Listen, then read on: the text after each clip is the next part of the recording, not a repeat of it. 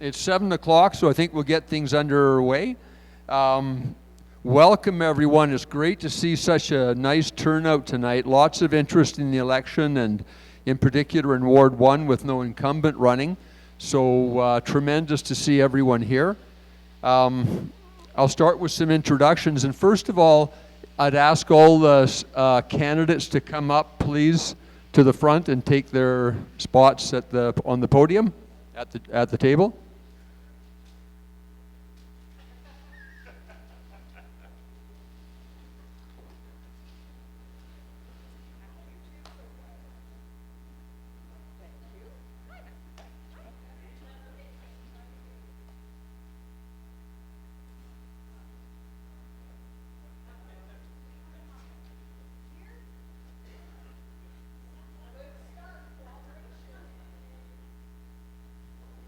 So I think we have all our candidates here, and a great big welcome to the candidates. Thank you all for your attendance tonight.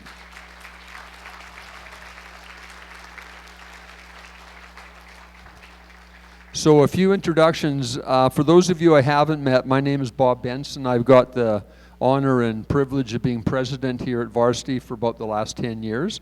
And I must say this is one of the biggest turnouts we've had here.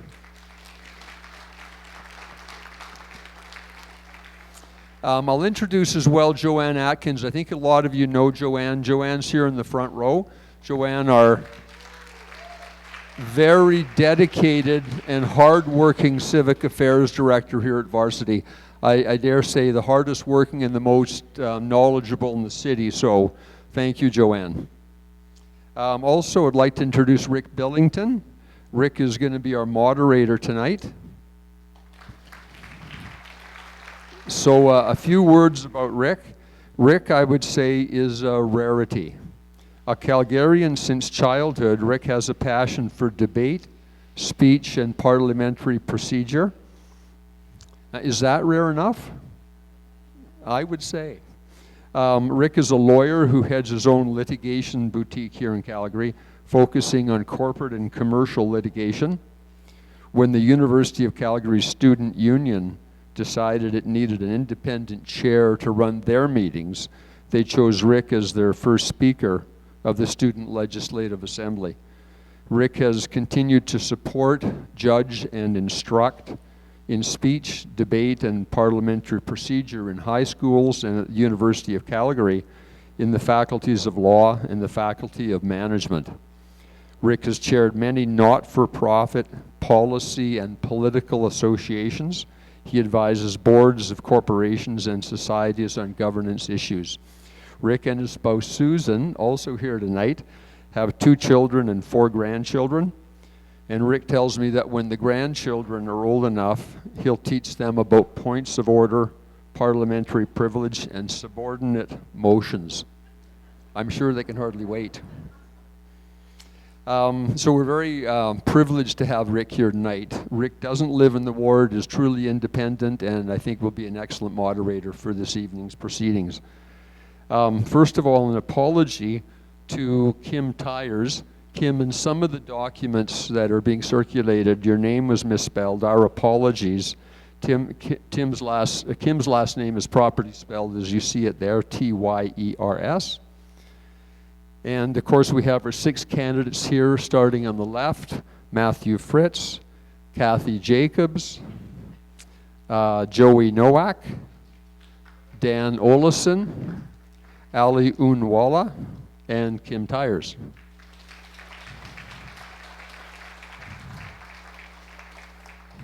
We are live streaming the proceedings tonight via The Sprawl. The Sprawl is an independent online journalism outlet launched in 2017 in Calgary that provides an independent source of information about local issues. And the founder of The Sprawl is here tonight on a volunteer basis, Jeremy Plazis.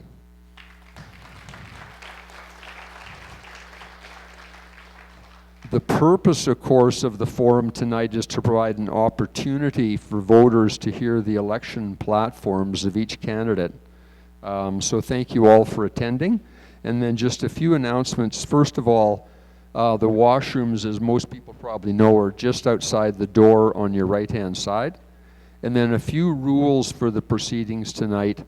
First of all, a reminder to please be respectful of others in the audience, of the moderator and the candidates. No heckling or profanity of any nature is permitted. Candidates must be allowed to speak uninterrupted, so please don't interrupt. Applause is permitted after each person speaks, and it's optional. If you do applaud, please keep it short so we can be efficient with our time. We've got a lot to get through tonight. Photographs without flash are permitted. Discreet videotaping is permitted.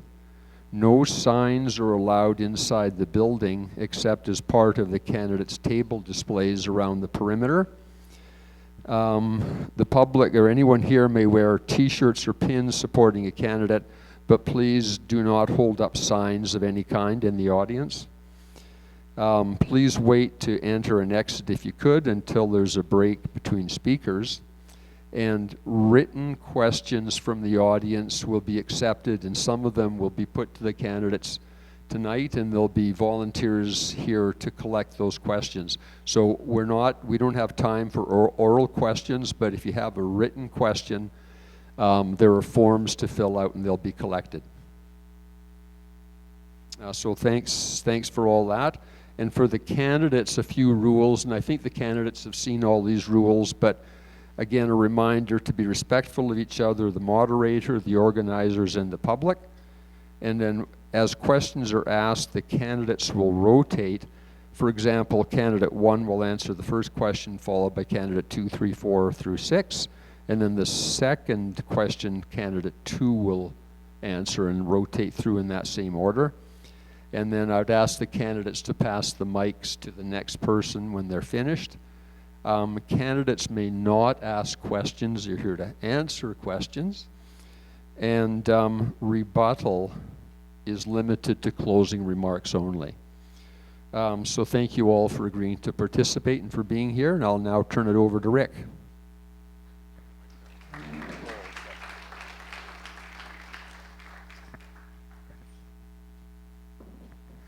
Thank you very much, Bob. Just to be clear, for our candidates, when a question is put, you will each have an opportunity to respond to that question. The question sessions as well will be in two forms. One, I have a series of questions. My goodness, this microphone works well here, not so well here. So just to repeat, all candidates will have an opportunity to answer each question. The question sessions will be in two different forms. One is a series of questions which have been presented by the Varsity Community Association. The second will be the questions from the floor. I'll be reading all questions. With that, let's get going. And candidates, you each have 2 minutes for an opening statement. You'll notice that we have timers in the front row here. Please respect the time. I will stand and wave, and if necessary, I will do a dance in front of you in order to stop you from speaking if you go over. And there are 3 microphones at the front tables. Please share them amongst yourselves. Part of being a municipal councillor is being able to work and play well with others, and this is your first test. So with that, we will start with 2 minutes from Matthew Fritz. Hello. I'm going to stand for this. So, very nice crowd tonight. Very impressed to see so many people came out. I want to thank Joanne so much for organizing this for all of us, and Rick for moderating, Jeremy for live streaming this evening. Awesome. Now, I'm a big believer in direct interaction with local representation. So I also want to thank all of you for coming out tonight and giving us your time to listen to us. My name is Matthew Fritz. I am an independent candidate for City Council. And growing up in Calgary, I've always enjoyed being active in the community. I held a seat on the Calgary Cross Constituency Board Association for about 10 years. And I was a card-carrying member of the Provincial Progressive Conservative Party, not the UCP, for about 15 years. I've worked as a teacher. I've also worked on the regulatory side of oil and gas. And for the past 10 years, I've worked in research at the University of Calgary. So I'm pretty good at analyzing data and making future plans. I think about 4 years ago, coming out of the pandemic, I was really hoping to see that our current council would show some stability for our residents. Instead, we got a series of property tax increases. We got the brown bag bylaw, which was thus repealed, blue sky rebranding, and blanket rezoning, just to name a few. Throughout these developments, I think that the city is not listening and responding to our residents' needs. Ward 1 deserves a councillor who will work for our community associations, for our residents and interest groups. With me, you'll see a very outspoken but stable presence on City Council. And I don't believe our interaction should end on Election Day. I think that's where it starts. So thank you again for coming tonight.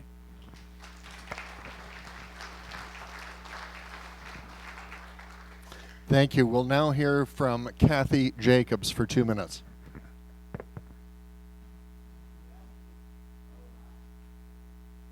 Can you hear me now? Good evening, everybody. Well, this is interesting, from cafe owner to standing before you as a candidate for Ward 1 councillor. A little background. Thank you all, by the way, for coming. This is really exciting to see so many people engaging, and this is where change starts. When people don't show, people don't stand, we don't get what we want, and this is how we're going to do this together. So I started my cafe in 1998. Anybody in the room know Angel's Cafe? Oh, we know a few pieces. Okay. So been around 27 years, making a living out of loving people. Now it's time to take it a little step further. Time to take the connection between what we've done there back to City Hall, where the people really do need to hear our voices. Clearly that's not happening. 72% of us stood before council and voiced our opinion very loudly, and nobody seemed to care. They did what they want, as if you and I didn't even stand there. So my commitment as I move forward through this process, I can't give you all kinds of credentials. I don't have a big education behind me, but I have raised a large family. I've got 10 grandchildren with my husband, and we've learned how to balance budgets. We've learned how to be transparent. We've learned how to be accountable. And we've learned to see miracle after miracle, and I think we need one right now. So as we move this process forward, I'm going to stand as your voice in City Hall. I can get very loud for anybody that's ever watched me with the process of running my business. I am fearless, and I am going to make change when I step forward as your next councillor with City Hall. My name is Cathy Jacobs. Vote for me, October the 20th. Thanks, folks.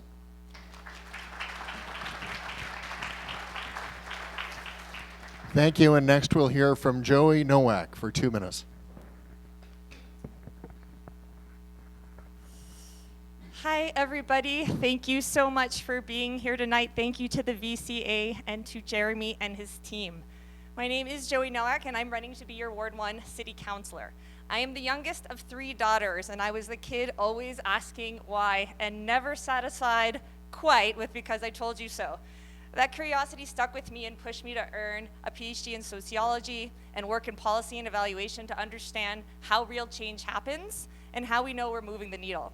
Now, for the last several years, I've helped startups and small businesses turn good ideas into action, testing and learning about how we build solutions that make a difference in the real world and last. I believe Calgary is in an incredible moment of opportunity, full of talent, energy, and momentum. But it's not a given, and it's clear that the cracks are showing. I hear it every day at the door: rec centers that are packed with kids, congestion that's stealing family time, sidewalks and roads that never quite seem to get fixed, and transit that doesn't always feel safe and doesn't always show up when you need it to count. But I don't believe growth itself is the problem. It's how we're managing it. When we only manage symptoms, we stay stuck. When we focus on root causes and the conditions that enable families, neighborhoods, and small businesses to thrive, we move forward. And so many of those conditions start right here at the neighborhood level, and that's where I will focus. My plan focuses on safer streets and communities, housing that's within reach, a transit system that's frequent, reliable, and safe, and vibrant neighborhoods that keep up with our city as it grows. My focus will be simple: making life easier today and better tomorrow for Ward 1 residents by focusing on what matters and doing it well. Because when our neighborhoods are safe, connected, and vibrant, our city thrives, and so do Calgarians. Thank you.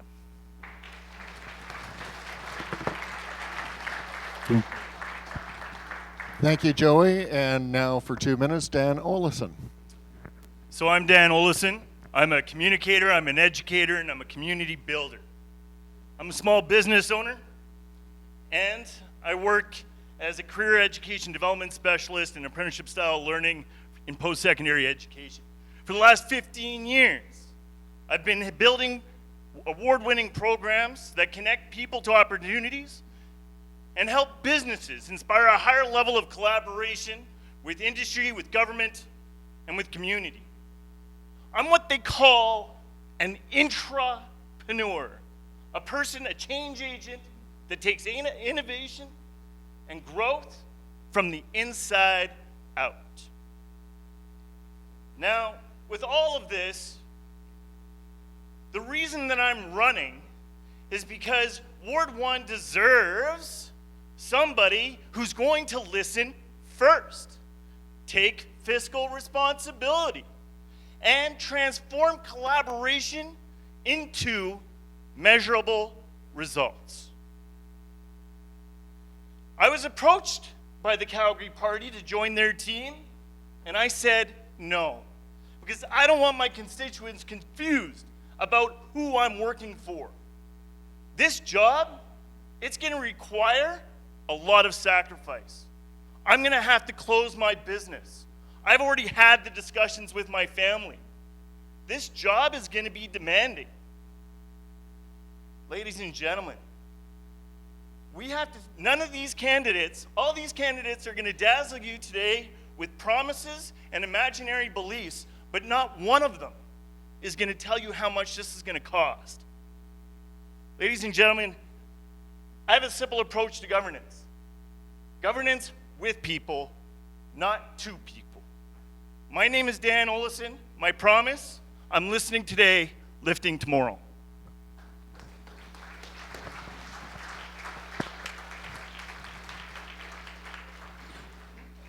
Thank you, Dan. And now for 2 minutes, Ali Oonwala.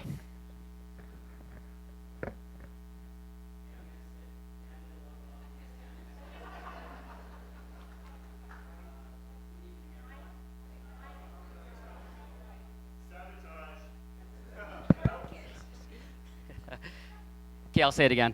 I'm going to sit because Dan did a lot of walking and standing, so I'll sit. Good evening, everyone, and thank you to the Varsity Community Association, Joanne, Bob, Rick, and Sprawl for live streaming it, and for hosting this forum, an important forum. As you can tell by the turnout, a great turnout, and engagement is on everyone's mind, and everyone wants to know what's happening and what's happening in their ward.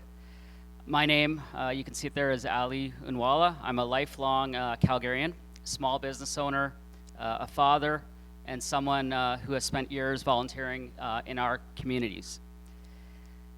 I'm running for City Council because I believe Ward 1 needs a voice that combines real world experience with common sense and accountability, which is far too lacking right now at City Hall. For too long, residents have felt that decisions at City Hall are made about them, not with them. My goal is to change that and to make city government listen and to make it work better for people, not politics. My vision is simple: affordability. Keep taxes predictable and spending focused on essentials: police, roads, parks, and infrastructure, not pet projects. Safety. Tackle property crime and speeding near our schools. Improve lighting and ensure peace officers and police are visible where residents need them most. Smart growth. I support new housing and diverse options, but not through blanket rezoning that oversees local input. Growth must match our infrastructure, water, roads, and schools, and respect the character of communities like Varsity. Transparency, I'll publish how I vote, hold quarterly town halls, and create a Ward 1 advisory group. I love this city. It's where I built my business, raised my family, and coached our youth. I'm running because I want my kids and yours to inherit a Calgary that's safe, affordable, and thoughtfully planned. Thank you.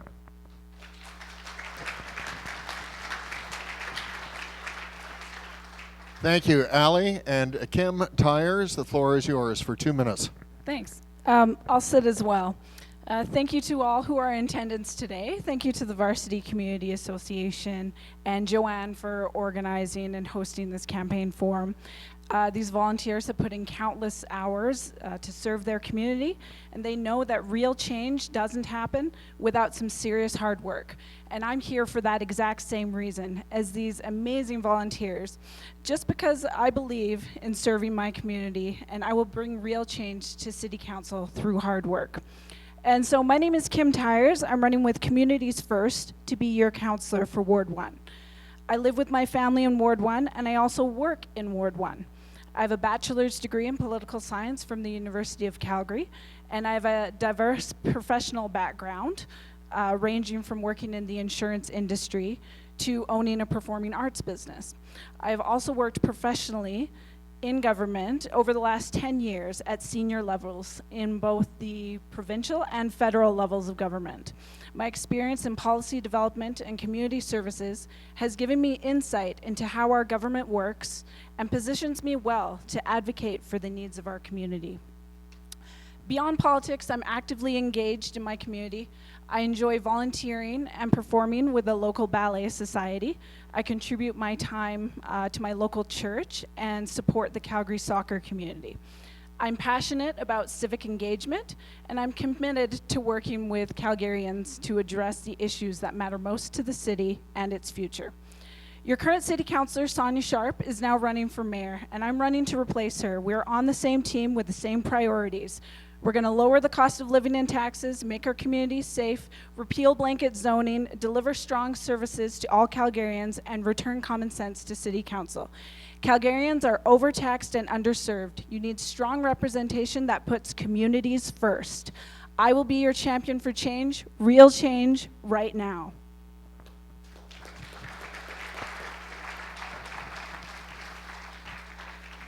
Thank you, candidates. We now move to the first of two question sections that we have.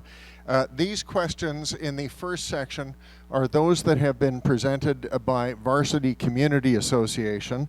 I will be reading them. These are Varsity Community Association's questions, not mine.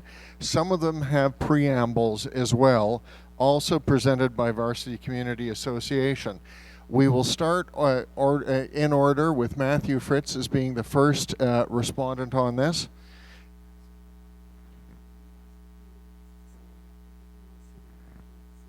Okay, fair enough. We have a request from the audience that when you are responding, particularly for those who are farther back in the audience, please stand so that they can see you. I think that's a good point. The first question is, what initiatives would you support to improve the safety for Calgarians, including safety at train stations like Dalhousie? Matthew, Fritz, the floor is yours for 45 seconds. Wait, Rick, could you repeat the question once more?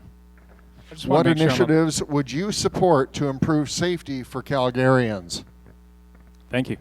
I thought that was it. So my father was a Calgary police officer for 25 years. He started as the school resource. He was in charge of all the school resource officers when they first started coming into classrooms. And I can still remember our school resource officer, Officer White, coming into our elementary, engaging with us, having conversations. And I thought it was a really good preventative measure to display the CPS as approachable and not a blue complete wall. So I feel like we do need community resource officers in each community engaging with us actively. And to get there, we have to hire more officers. We just need more. Next, for 45 seconds on the same question, Cathy Jacobs, please. And candidates, again, please hold the microphone quite close to your lips because it works better that way. Right. Thank you very much. Probably one of them, there's a couple really big issues that we're all facing in Calgary, and safety is definitely one of the biggest ones on everyone's minds. As I go to the doors, I'm hearing things about the C train stations, the the parking lots that are filling up with people that are homeless with drug addictions, what have you. We must put these communities together with our services and make sure our services, our essential services, are supported on many levels with communities, with the environment of people that have the service availability to deal with the mental health and all of the issues. But this isn't something one group can do alone. This is something we can all do together. We must all be engaged, and I think that's the change that we need on safety. Thank you. Next, Joey Nowak, you have 45 seconds. Yeah, thanks for the question, and I agree. Safety is something I'm hearing about every day at the doors, and I feel it with my kids and family as well. So I think policing is part of the solution, but it's not the solution. I would take a three-pronged approach. The first definitely is more police presence. So a stronger investment in community policing so residents see officers in their neighborhoods and know their neighborhoods. And more transit officers on our transit so people feel safe up and down the line. Second, safety by design. So in transit stations, we can bring in more lighting, have more cameras, more help posts, and activate stations with kiosks so that there's more people and more activity. But we really need to move upstream to stop some of these problems before they start. So expanding our 24/7 outreach teams that focus on connecting people in crisis to addictions and supports and prevention alongside presence and safety design is a three-pronged approach that I believe will work. Thank you. That was one sentence. Thank you. Dan Olesen. You know what? I could probably save myself by 30 seconds by saying a lot of what she said, but we also have to do a more active approach in investment of our own values into the different constructs of our community. We actually have to take part of ownership of that C-train station. So yes, I absolutely agree. More police officers, more bylaw officers, get that presence of safety.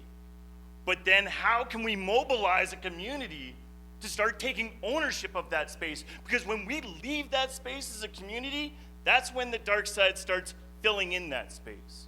We have to own it, we have to plant our flag, and make sure that people know we're going to protect it. Thank you. Ali Oonwala. Thanks. I agree with a lot of what each of these candidates already said, but you know, every Calgarian deserves to feel safe at home, at work, and on our streets, and at the LRT stations. My plan focuses similar to everyone: visible enforcement, better lighting and design, and community prevention. I think prevention is the key, right? Before it even happens, let's prevent some of this. I'll push for hotspot policing, traffic calming, specifically to transit and public space, more officers at peak hours, lighting audits, working emergency call boxes. I think all of this will really help in keeping our city safer, and specifically our LRT stations safer. Thank you. Kim Tyers. Yeah, thank you. So when I'm out door knocking, public safety is one of the biggest issues that I hear about, and especially traffic and transportation, like on the LRT stations as well. So for Communities First, our organization, we are certainly making sure that it is a priority. We have promised to add 500 new police officers because, as everyone here agrees, we need more boots on the ground. And we're also exploring some turnstile safety measures at the C-train stations. And also, I'm the only candidate here that is endorsed by the Calgary Police Association for our plan. So I just thought I'd leave that there. Thank you. Thank you. That concludes our questions, our answers on that question. The next question, candidates, you will each have 45 seconds to respond to. And the question is, how would you address infrastructure issues in Calgary? We start with Cathy Jacobs.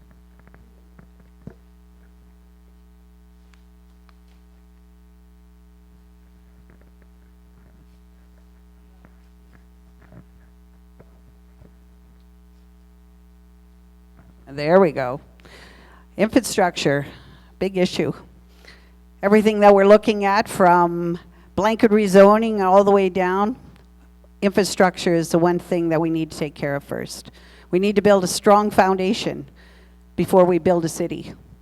We're seeing thoughtful or thoughtless building, and then later realizing the foundation of which we built it on is not working. Infrastructure includes all of our sea trains, our transportation, all of the different parts of this. Again, many places around the world have actually solved the problem that we're looking at. We together, with a committee, with many members of our city council, when we're in there, we need to come to the conclusion and get this taken care of. Infrastructure is most important. Thank you. Next, Joey Nowak, 45 seconds.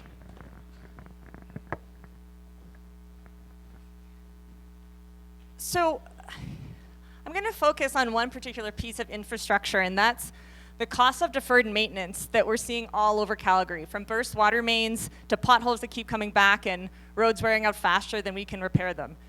Not long ago, we learned that 38% of our roads are in good shape, when cities our size should be closer to 60%. We're investing only about a third of what's needed to keep up, so that means our network is wearing down by roughly 3% a year. That's not what you'd expect from a city as innovative as Calgary. We can't keep patching and pretending it's progress. I would push for a real infrastructure reinvestment plan to fix aging systems before they fail. It's about prevention and not repair, and fixing what's underneath before it bursts in the surface. Thanks. Next, Dan Olesen. So again, when we talk about the infrastructure and the priorities, one of our questions should be, how are those priorities set? Again, we've looked at local area plans, we've looked at how these programs are being rolled out to the community, and again, what do we hear? We hear information. Do we get to collaborate on the information? No, we do not. What we have to do is we have to get a counselor that understands what is conversation mapping. Let's take the organic conversations I'm having on social media, on emails, telephone conversations, and let's start bucketing those up, so that when the administrators are saying, these are our priorities, we can back that up with experiential data. People who know their communities best. Thank you. Before we move on to Ali, I've received a note from the organizers requesting that the candidates please speak a little louder, except for Dan. He's fine. It is difficult to hear them, to be heard at the back, and the live cast is having trouble picking up the audio too. So please, everyone, work on speaking a little louder. Thank you. Ali Oonwala. Okay, thank you. Infrastructure is key, I think, and guides everything that we're going to have to do as a city council member. Our city is growing. Between 2020 to 24, nearly 200,000 new residents. In 2023 to 24 alone, over 100,000. So we definitely need plans in place to make sure infrastructure is done correctly. I think that starts with transparency and accountability at City Hall, making sure that your guys' voices are heard and we're listening, and not just a one size kind of fits all policy. Example, blanket rezoning, where nothing was really done in terms of residents' say. That led to huge infrastructure, is leading to huge infrastructure issues. There was no care planned to decide what was going to be done about all the infrastructure. Thank you. Thank you. And next, Kim Tyers. So I constantly hear at the doors that Calgarians are overtaxed and underserved. And the water main break that happened last summer was a perfect example of that. Every single person in this room experienced, having to limit the amount of times that you flushed your toilet, or like really personal things that you wouldn't think a government would have to tell you what to do. But anyway, it was a weird time. But this was a good example of people coming to the table and asking, what's going on here with City Council? How come we aren't putting our taxpayer dollars into basic things like water infrastructure? Why do we keep investing into side projects? And so I'd like to reduce wasteful spending and make sure that our taxpayer dollars are put towards main infrastructure. Thank you. Thank you. And our final answer on this question, Matthew Fritz, please, for 45 seconds. Yes, the water main break. We learned a very hard lesson last year. It had a huge impact in Ward 1, especially hard on Bowness. And there was a projected infrastructure deficit in Calgary of $7 billion. At the same time, we currently have over $15 billion of investment projects currently underway. How do we deal with this? I think we need to prioritize the infrastructure renewal according to critical needs. And identifying those needs involves asking the right questions at City Council. I am very good at asking the right questions. Thanks. Thank you. The next question has quite a preamble to it, and there's also a photo. Now, we don't have a big audio-visual setup here. There's a picture of a building next to, it's a new large building next to a more traditional home.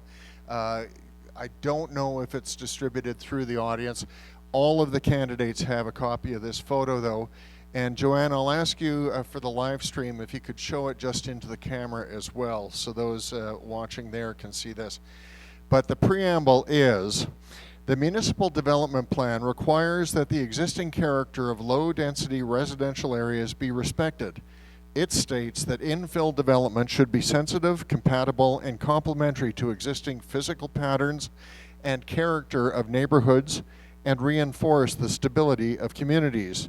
City administration and some members of council refer to row houses and townhouses as gentle density.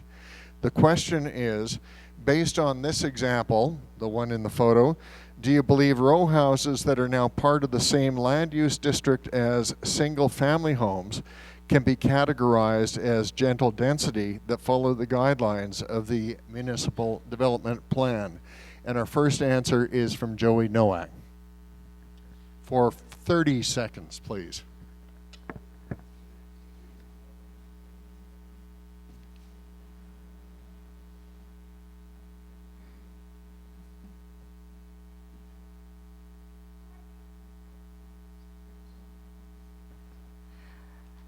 So I think part of the challenge of balancing growth with respecting our neighborhoods is having more room for conversation, like a pre-application consultation, so that this kind of photo wouldn't come to be where folks are feeling like they're having to share their concerns after the fact, after something's already been passed, when there's this considerable a difference between what they are used to in their neighborhood.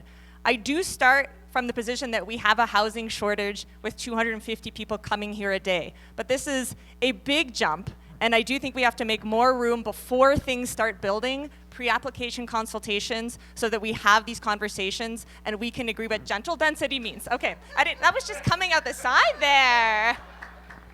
Sorry, was it just 30 to 45? I'm sorry, this is only 30 seconds for this. Has been given to me by the organizers. Dan Olesen for 30 seconds, please.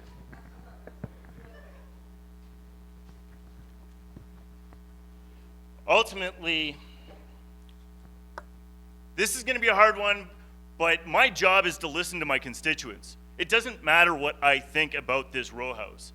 If my residents, my neighbors, are coming up to me and saying this isn't a form of gentle density, then my personal preferences don't matter. I have to listen to my constituents. I have to be their voice, their eyes, their ears at City Hall. It doesn't matter what I think, because that's my job. Thank you. And for 30 seconds, Ali Oonwala. So to me, I think this is a perfect example of, I'm against, I don't think this is gentle density at all. I think it's a perfect example of top-down zoning. And I believe we need to plan and then zone. Support thoughtful growth, not top-down rezoning. We need a say. We have, for example, local area plans in place to advise against some of this that's happening, and I think we need to use those. Thank you. And Kim Tyers, please. Yeah, thank you. I'm looking at the picture right now, and I've actually attended multiple town halls in this room with the Varsity Community Association, and I can say without a doubt that that is not gentle density. That is what I'm hearing from residents in Varsity. It does not respect the voice of the community. It does not respect the character of the community, and our community has been quite loud about how they do not want this and how they would like a little bit more leniency when it comes to rezoning in the city. Thank you. Thank you. Matthew Fritz. Yes, this townhouse is huge. It's towering over the house next to it. It's not respecting our older established communities, and that's exactly what we need to do. Calgarians made it very clear that they want to be heard, and they were ignored. I think we need to replace that trust, and I think we need to very much respect our older established communities. Full stop. Thank you. And Cathy Jacobs. All right, can you hear me back there? Am I loud enough for you? Well, this is a clear, everybody has said it. This is not gentle. This is not your voice. This is not clear. And this is definitely what nobody wants that has spoken up. This, we can do better. And not just me.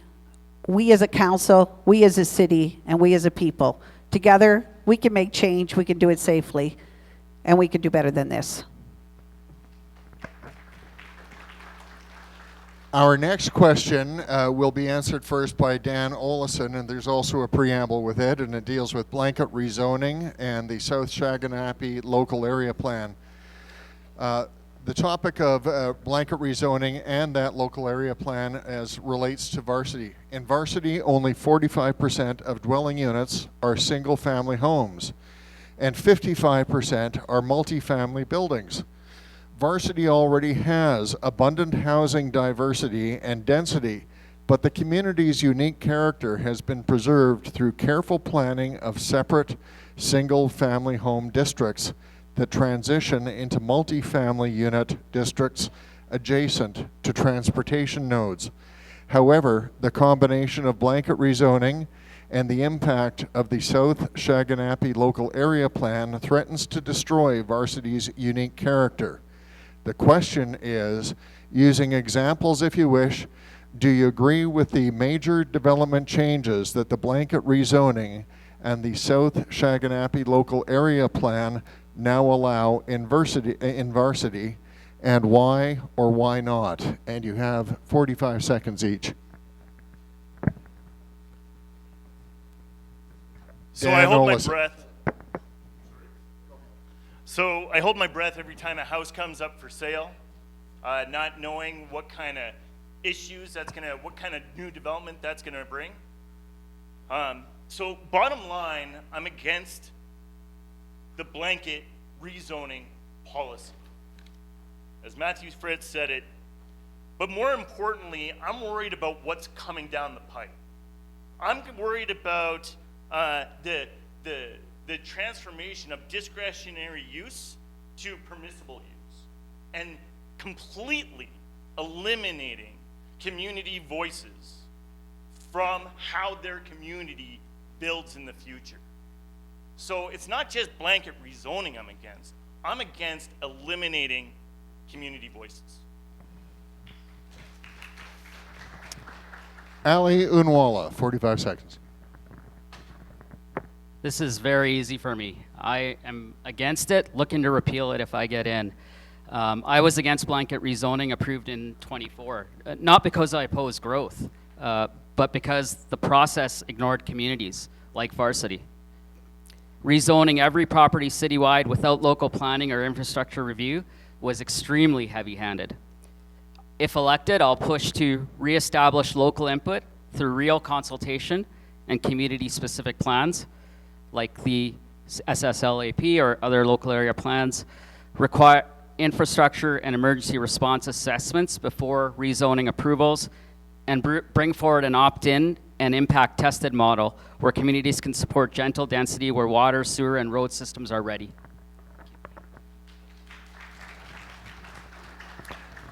Kim Tyers, the floor is yours.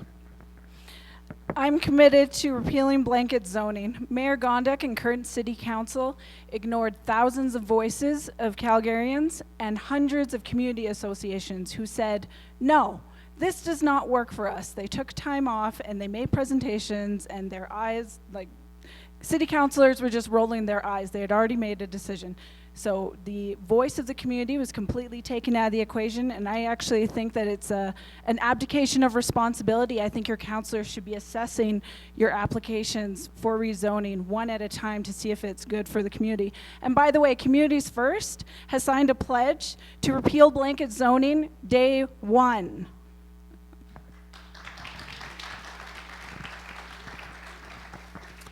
Matthew Fritz. Right, so my father-in-law worked for a development company for his career, Qualico Homes. That was the first thing he said to me when I brought up this issue at the dinner table. You know, blanket rezoning, we design these communities for single-family homes, multifamily homes, specific sections, parking, infrastructure. It's designed that way. Varsity was designed to have single-family homes, and they have 55% multifamily homes. We don't need to be mixing and matching. So I think we need to get rid of it 100%. Cathy Jacobs. It was stated loud and clear. We all agree, I think, that rezoning has to stop. There is no thought, your voices aren't being heard, and that is the most important thing in your communities. You bought into your communities because of what you were looking for. And every newcomer and every person that's living in these communities should have the right to choose the communities of which, without the changing of the infrastructure of which that is happening within these communities. Varsity, I attended a meeting here, not in this room here, but in another one with 300 of you folks voicing your opinion very loudly. You did not like what was going on. I heard you, and I agree, and we're going to stop this. Joey Nowak. Well, it looks like we have the first instance where we might have some daylight. So the current approach is clearly a mess. It was rushed, it was poorly implemented, and it eroded trust. But I don't believe that standing still is our only option. Neighborhoods matter. This is your home where you've raised your families, you're raising your grandkids. We need real engagement that addresses your concerns that are valid. Parking, infrastructure, 8 units not fitting in the middle of a block for neighborhood character. But returning to the old system means City Hall spending half of its time on rezoning applications and approving 95% of them and taking 6 months to do so. That delta between the supply and demand of housing is driving our affordability, safety, and quality of life concerns. I am ready to lean into the hard conversations and make this work with you. Thank you.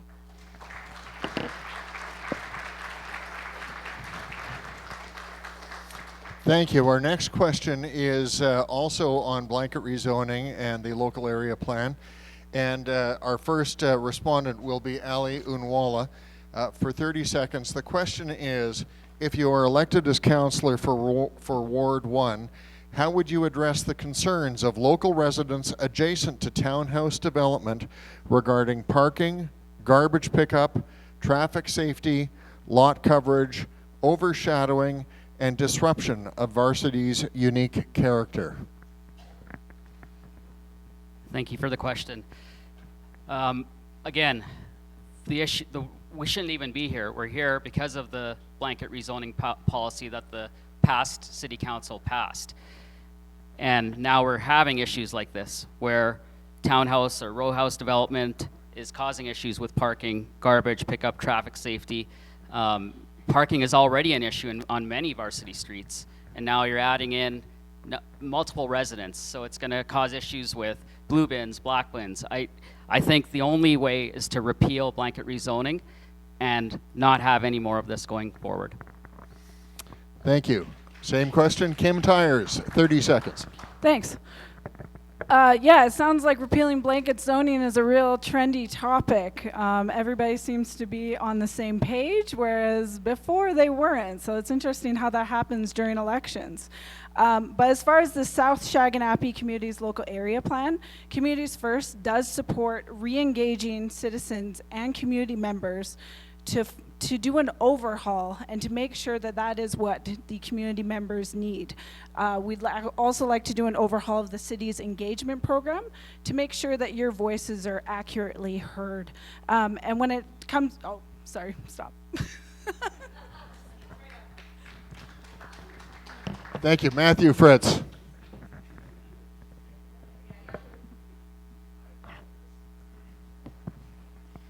So how would I address the concerns of local residents adjacent to townhomes and developments regarding parking, garbage pickup, traffic safety?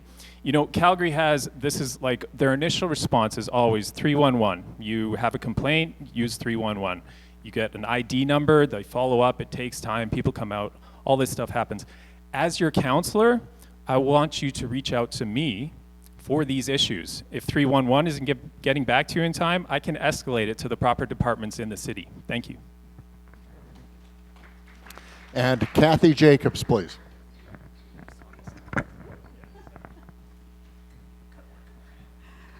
Well, this is certainly an issue for all of us. As we've watched these monstrosities be built beside you, beside me, and Varsity has certainly had their fair share of looking at an empty lot and the potential of what they can do with it.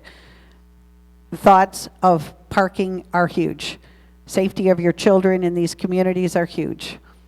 We need to get back this. This is why we're repealing the blanket rezoning, and dealing with these issues before they become issues is vital. Joey Nowak.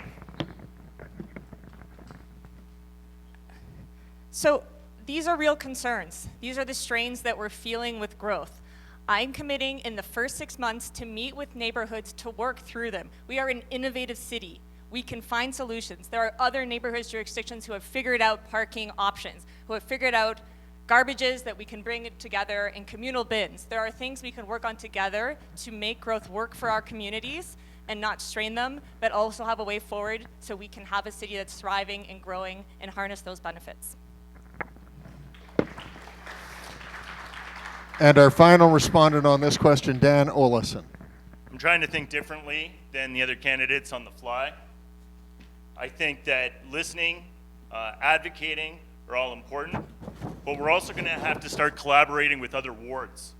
We're going to have to start making conversations with other ward councilors so that it's not just our ward that's bringing up these challenges, but it's the entire city, so that City Hall understands that these are issues that are hitting every community in Calgary, not just our ward. Thank you, candidates. Our next question has a preamble. The preamble is, the city ignored recommendations of Varsity residents with respect to the designation of a number of streets in the South Shaganappi Local Area Plan. For example, several quiet cul-de-sacs were inappropriately designated Neighborhood Connector and Neighborhood Flex, which allows great density and height, and greater density and height than the current single-family character.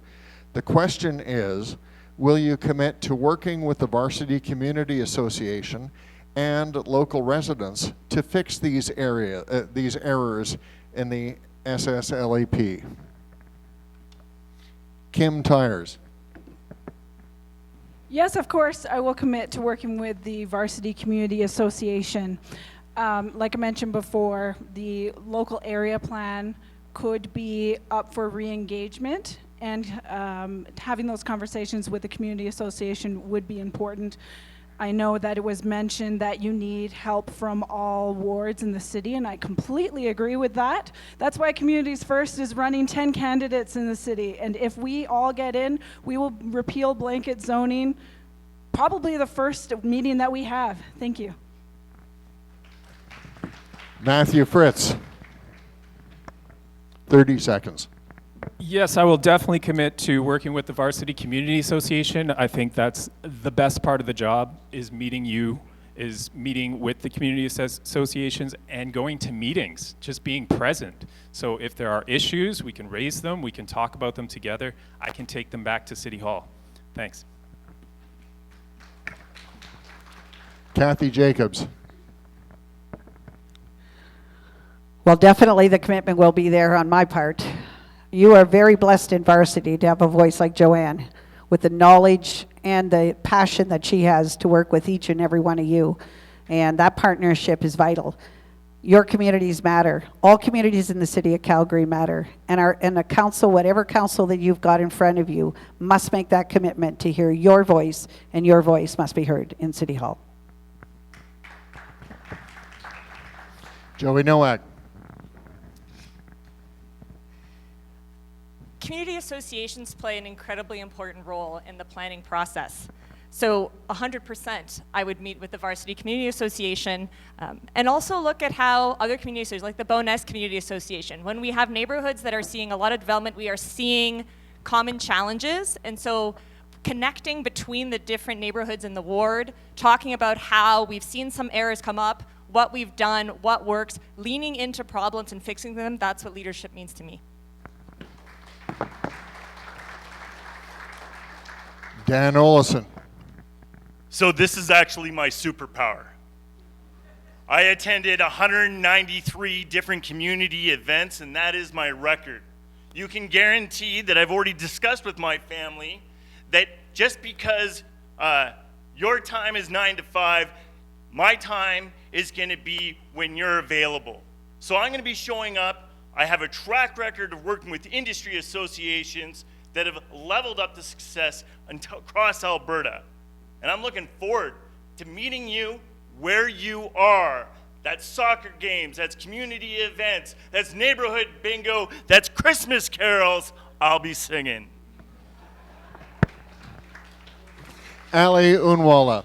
I wish I had the energy of Dan, but no, of course I will commit to working with the Varsity Community Association. I think I'm the only one at the table that has actually been a part of a community association. So I was on the Rocky Ridge Royal Oak Community Association as VP for 5 years, and I think the community associations bring so much knowledge, so much information that we as council members need to use and collaborate with. It's a big part of what we do specifically to Varsity. The SSLAP is so important, vital, needs to protect heart places like the Dale Hodges Park, for example. So it's very important and top of my list. Kim Tyers. I started. I mean, vote for me, vote for me. So you did. You had a chance to speak a second time there. We're going to start a new question now, and Matthew Fritz will be the first one because Kim Tyers was the first to answer that last question. There is a preamble. This is in respect to the new Calgary zoning bylaw, changing specific land uses from discretionary to permitted uses. A discretionary use allows the approving authority to use their discretion as to whether they approve or refuse a development permit, even if it meets the rules of the land use bylaw. The decision to grant a development permit can be appealed to the Subdivision and Development Appeal Board by affected neighbors. The refusal of a permit can be appealed by the applicant, and affected neighbors can speak at the hearing at the SDAB. The permitted use must be approved if it meets all the rules and cannot be appealed to the SDAB. No discretion is allowed. The following land uses are some of the many uses proposed to be changed from discretionary to permitted. They include addiction treatment facilities, custodial care, that is halfway houses, residential care, and row houses. Under the RCG zoning, row houses are discretionary uses, but in the new zoning bylaw, they will become permitted uses. Thus endeth the preamble. The question, will you support changing these uses from discretionary to permitted? Why or why not? 30 seconds per answer. Matthew Fritz. Thank you. I would not support changing these from discretionary. I believe that those pieces of red tape, as we all don't like, exist for a reason. When we have addiction treatment centers, when we have residential care, we need to be careful about where we decide to put them in the community. It affects the residents and it affects the people that are going to be living in those spaces. So it takes a lot of thoughtful conversations. I think it happens at the grassroots level, and that's why I would go out to the community associations and ask them what they think. Cathy Jacobs. Well, I'm going to say it straight. This is a little above my head of knowledge and understanding. I've never delved into the areas of which this topic actually is covering. But just based on what I'm seeing and what I'm hearing, and definitely how we're all feeling about all this, this is definitely something we have to take a serious look at. So I can't give you an honest answer on this because I really don't have the knowledge to be able to honestly answer correctly. Joey Nowak.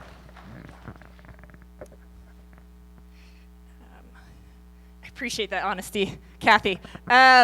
This is showing, again, I think the importance of having, as I committed to 6 months of really in-depth engagement with neighborhoods. There's a lot of changes that have gone on that really affect our neighborhoods, and these new proposals and the changes are ones that have to be discussed. We also have examples in other neighborhoods like Bowness where we have seen some of these developments come in. So let's make room for conversations. What have been the impacts? What did we think was going to happen? What did happen? Let's talk about it, but definitely open to exploring how we might revisit this based on what we learned from those discussions.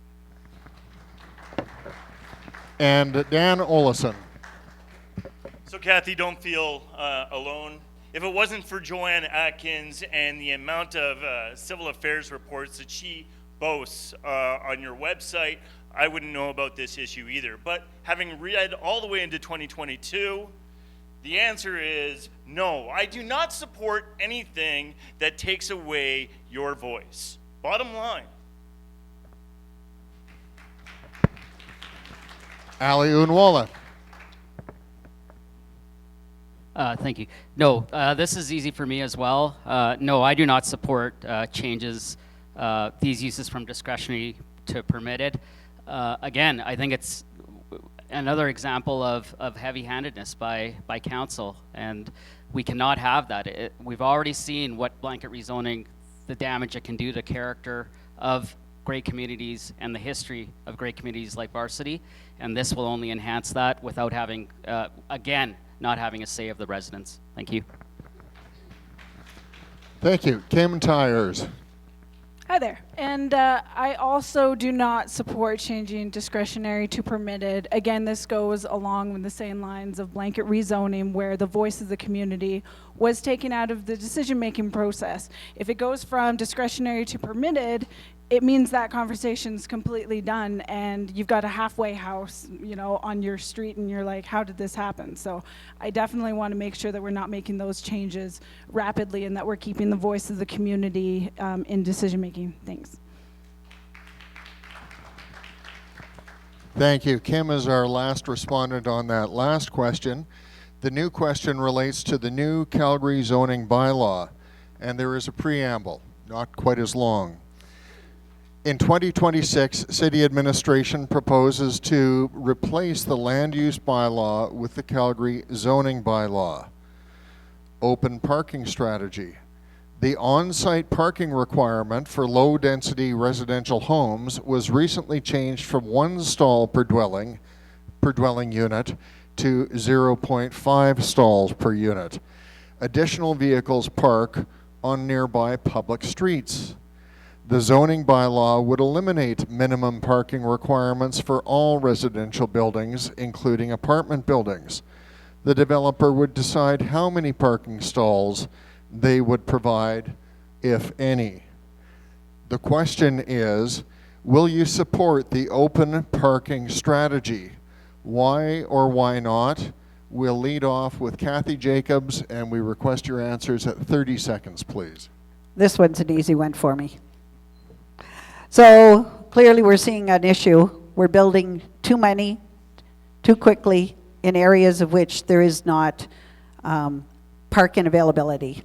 So what we're creating is problems with the neighbors, but safety issues are also part of that. Somehow we've forgotten that we live in a great big city. We need to take care of, because we need transportation, and we like to have the ability to choose. So this is not an option. We will not be looking at this open parking strategy. It's not acceptable. Thank you. Joey Nowak.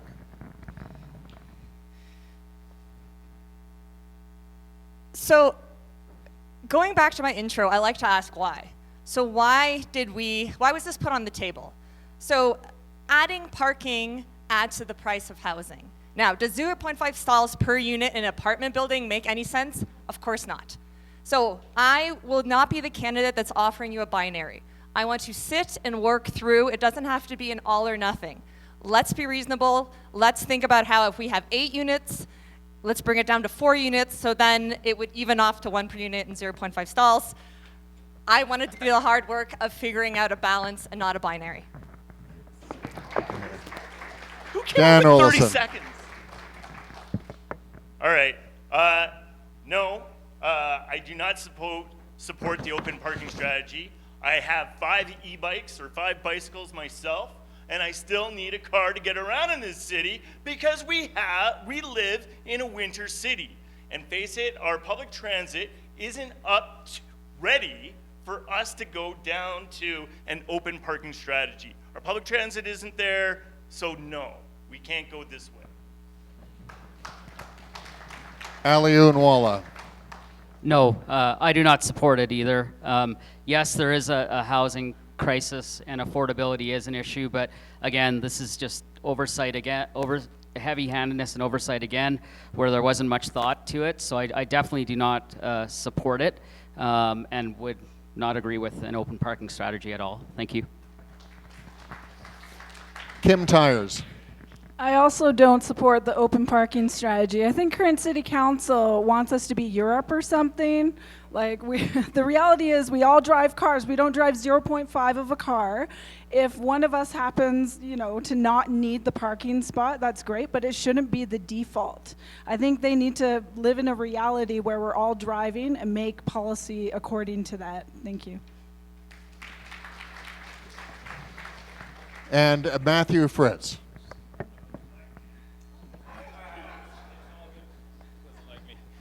I agree with all of the candidates here. I've knocked on thousands of doors throughout our communities in Ward 1. I've seen the number of cars that people have in their driveways because their garages are full or they have teenagers. We have a lot of space, but we need to use it, and leaving it open to developers will leave us nothing. We'll have no parking, so I would not support that at all. Thank you. Thank you. That was the last response in respect to that question. Our next question relates to taxes and finance, and the question is, does the city have a spending problem, a revenue problem, neither or both? Please explain in 30 seconds, starting with Joey Nowak.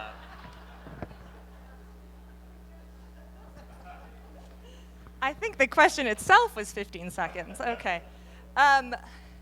So, revenue. So my fellow candidates are all against repealing blanket zoning, which means Thank you. All 4 repealing. And so I would be curious about how they are going to decrease your property taxes, as that is one of the biggest ways of how we can reduce property taxes is by building more housing. So I also think spending is an issue as well, where we're spending. A $900 million arena deal reflects choices and priorities. I would make different choices for our spending. I would look into revenue options. Thank you.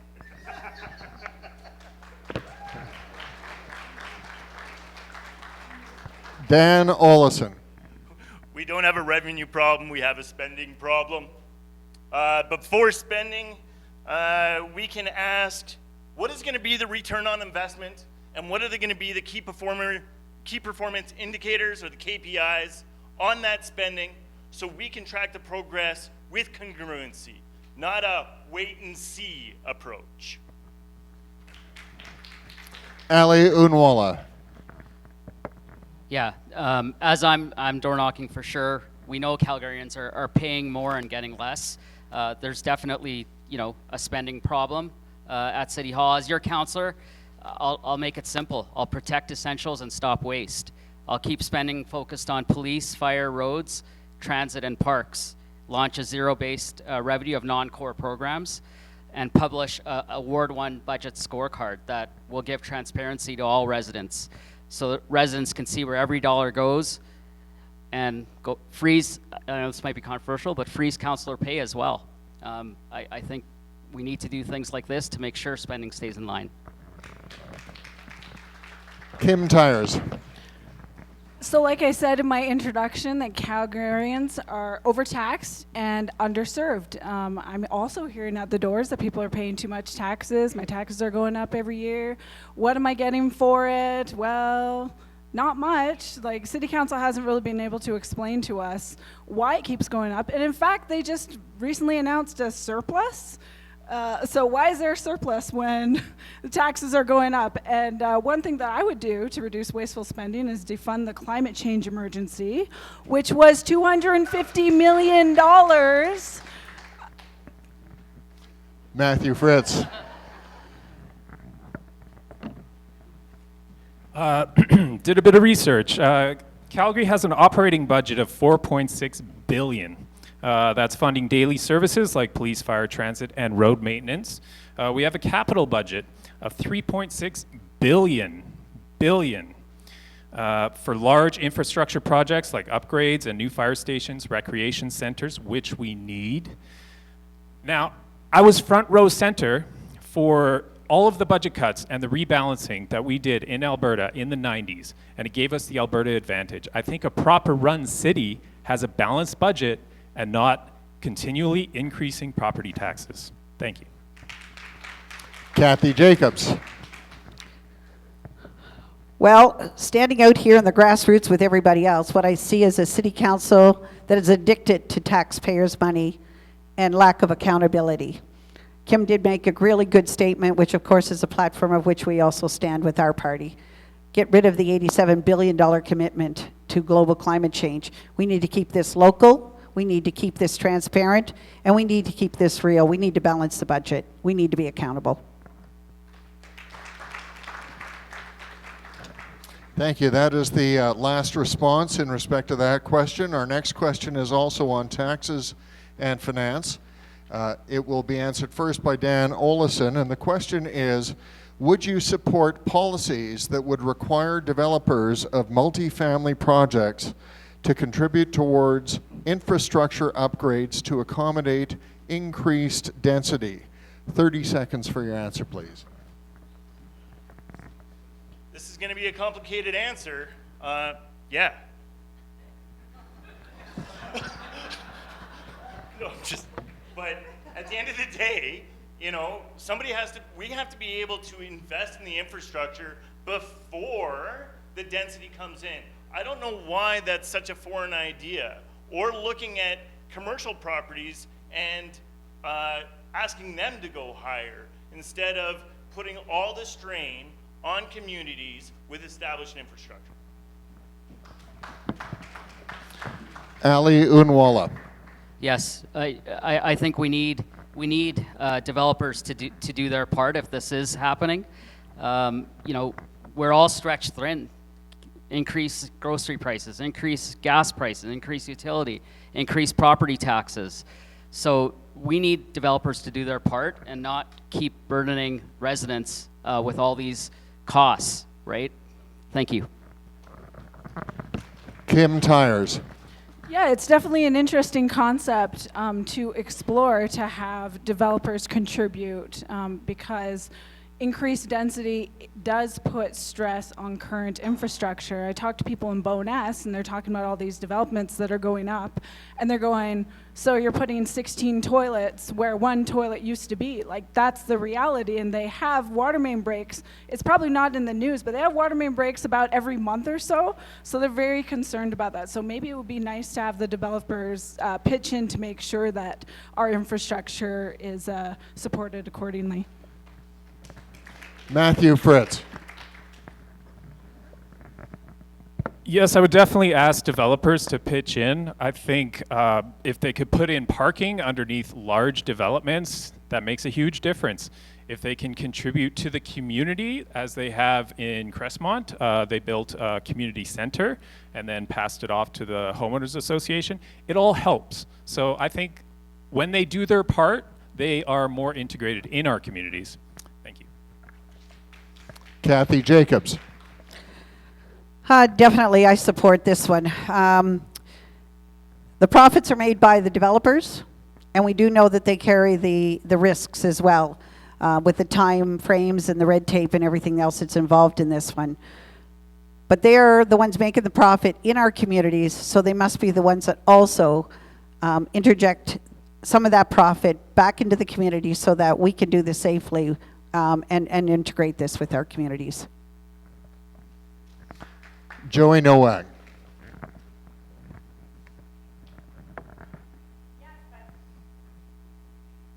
Yes, I agree that this is definitely something to look into. I think having a better sense of the status of our infrastructure in our neighborhoods and where they are in their life cycle would be important, and to talk about where we would target those infrastructure upgrades from the developers. They already pay development charges, and I know that there's a lot of money sitting in the bank at City Council that isn't being spent. So we can look on both exploring infrastructure upgrades as part of their contribution, but also why aren't we seeing that many getting deployed at City Council to help our infrastructure? Thank you. That concludes our responses on that question. The next question also relates to taxes and finance. And the question is, do you agree with the funding the city has allocated for the climate emergency? If not, what changes would you propose?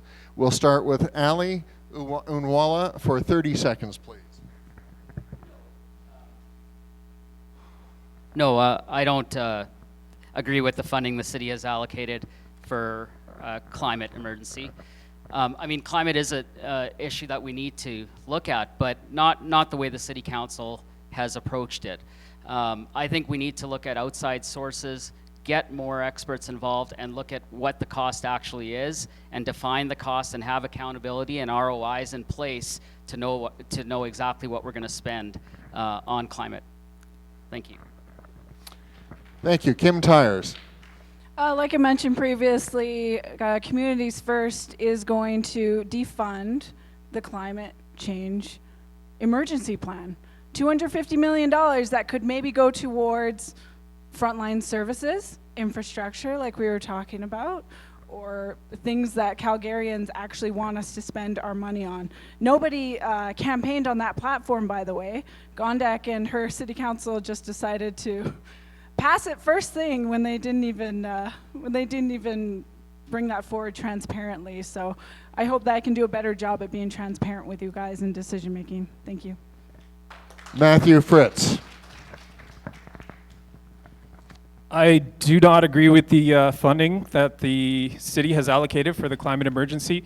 It is a big thing on everybody's mind. We have smoke, we have hail, we have so many things that are happening, fires. This is the most stark thing I'll say tonight, but the world is definitely burning down around us. How are we going to combat that?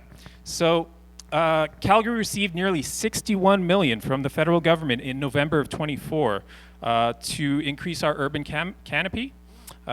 It's part of the 2 Billion Trees program, which will fund the planting of 930,000 trees by March 2029. I say, let's just plant trees. Cathy Jacobs. Okay, this is a hot topic for me. Climate change. Repeal immediately. And let's get a tax breaks for our citizens. And let's use our stewardship in our planning. Keep our trees where they belong, keep our parks where they're green, so that we bring our communities back together and that we use a common sense approach. Climate change, let's bring it home here. Let's leave it right into Calgary and let's take care of our city first. Joey Nowak.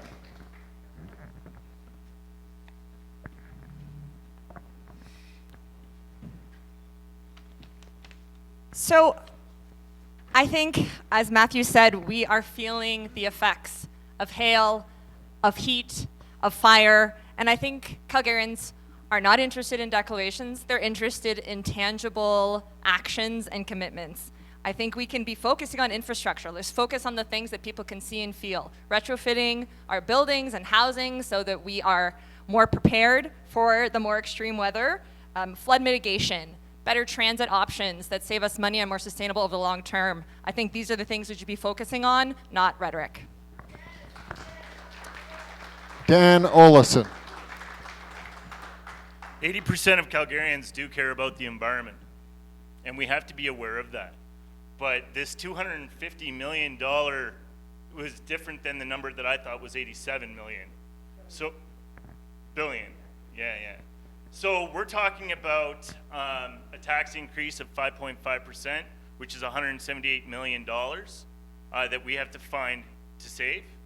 And I think we do have more immediate emergencies, like safety, like our unhoused, like our drug problems. We have to clean up our own backyard before we can start cleaning the entire world.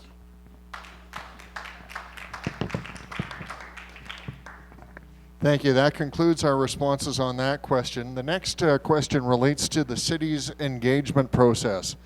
There's a fairly brief preamble. In recent years, citizens have been frustrated with the city's top-down engagement process, which often leads to valuable community input being ignored. As a result, the city hired KPMG to evaluate the city's engagement process. The question is, will you support the implementation of the recommendations of KPMG? First answer to Kim Tyers for 30 seconds, please. Thank you. Yeah, when I saw that it was KPMG, I remember that they did their engagement process in the middle of Stampede.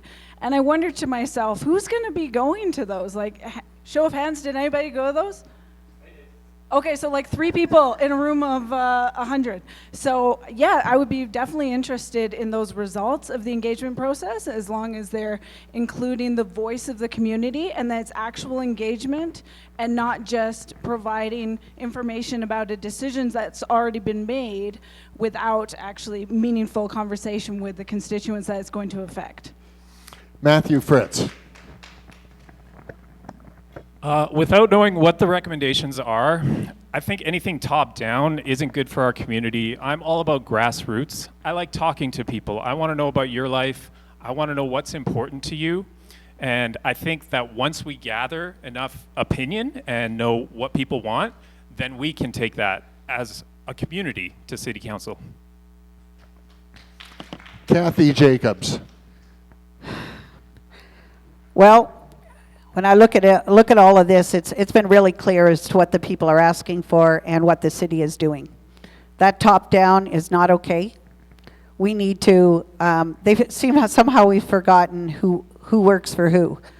And it's time for the city to understand that they are paid by we the people, and that they need to hear what we're saying, and they need to back it up a little bit and hear what the people are saying. So the engagement must be there.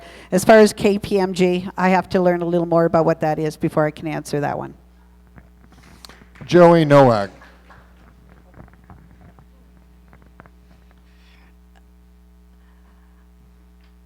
I agree that the timing of KPMG's process was a little suspect. So it doesn't really, I think a core here is trust and feeling like there is genuine engagement and that there's sincerity there. So starting there was already starting on the wrong foot. I think it is helpful to have an external company that is assessing this so that we can feel trust in that there is transparency and that kind of independence. And so would definitely be looking into these recommendations because clearly there's a lack of trust that needs to be bridged. Dan Olesen. This is really hard. So I just want to talk about, I guess I don't know what the results of the KBMG are. So when it talks about the top-down approach, I think we can all agree that that doesn't work. So I just want to take a moment and talk about the importance of engaging everybody in our community more actively, specifically this age in place.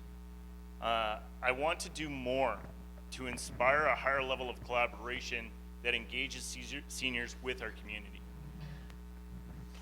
And our last response on this question is from Ali Oonwala. Yeah, you know, I think, again, this seems, well, it says right in the question, it is a top-down engagement process, which I don't think is fair. You know, too many Calgarians, I believe, feel City Hall makes decisions about them, not with them.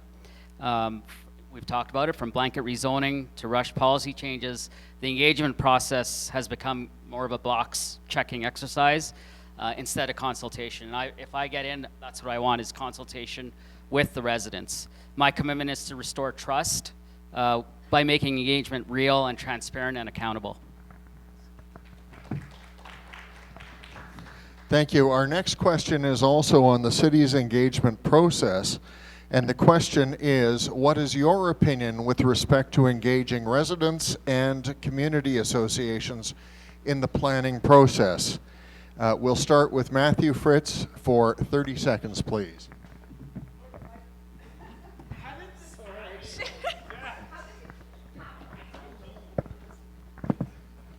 Thank you. I think grassroots campaigning, again, I like to engage the individuals. My commitment is to have town halls. I would like to, ideally, within each community and community association every 6 months. For those people that can't make it or aren't interested with town halls, we have surveys, we have newsletters, we have email.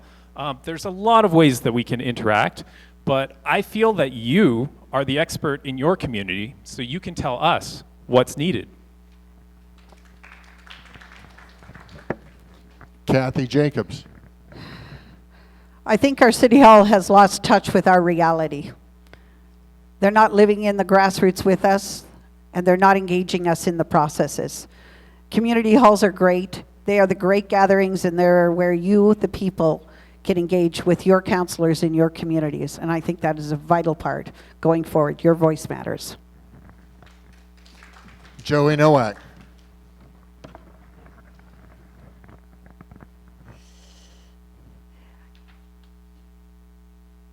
I've been hearing from different community associations that with blanket rezoning, there's been a real toll on community associations to hold the planning process and the permits coming and the questions coming. And so I think, first of all, I'd like to engage with community associations to talk about what extra supports do you need? What additional training could be helpful? How could Joanne help other community associations? So I think just supporting community associations in navigating this new planning process is important. And then engaging with residents, we have so many ways to engage. I totally agree with quarterly town halls, coming to community association meetings, social media, making sure that communication channel is open. Dan Olesen. Fa la la la la. Sorry, I was gonna come out and do Christmas carols, remember? All right. Engaging with community associations is definitely my jam, but it can't just be at the community associations. We have to be able to have organic conversations on the street and set up times more regularly. Like I said before, I've been in the community 193 times, attending community events, and so we have to have room for those organic conversations that aren't always structured. Ali Oonwala. Again. Okay. Yeah, I mean, I think we need community associations. As I've said before, I think they're an integral part in the collaboration with City Hall and us being on council. But I do think it needs to be done early, not after the fact. Engagement must happen before bylaws are drafted, not after decisions are made. We really want to empower the neighborhood level voice, and I think that comes from the community associations, and transparency as well. We need to publish and be accountable for summaries and town halls, and so the residents know what are going on and where they can take part. And our last response on this question is from Kim Tyers. Yes, it's very important to engage with community associations and their boards and their presidents. Like I mentioned earlier, it's a lot of hours of volunteer work that these people do on a regular basis. I do know that for sure. I have been in the community of Ward 1 for about 3 years working with a member of parliament now. So I attend those AGMs, I attend those meetings, I understand the work that it takes, and I know that you need a city councillor that has an ear to what's going on, actually wants to hear what's going on in your communities. I know Dale Hodges actually did that, so would love to do that as well. Thank you. Thank you. Our next question is in respect to parks and playgrounds. There is a brief preamble. The Varsity community has numerous parks, playing fields, and 30 playgrounds that are all past their expiry date. The question is, will you support increased funding for playground maintenance? We'll start with Cathy Jacobs for 30 seconds, please. Well, again, this is an easy one. As a grandmother of 10, we know how vital these green spaces are for our grandchildren and our children. But they're more than just a playground. They're more than just a community gathering thing. This is about mental health. Our green space, so this is a good investment in our future, in our children, and I think it's a vital and a very important investment. Joey Nowak.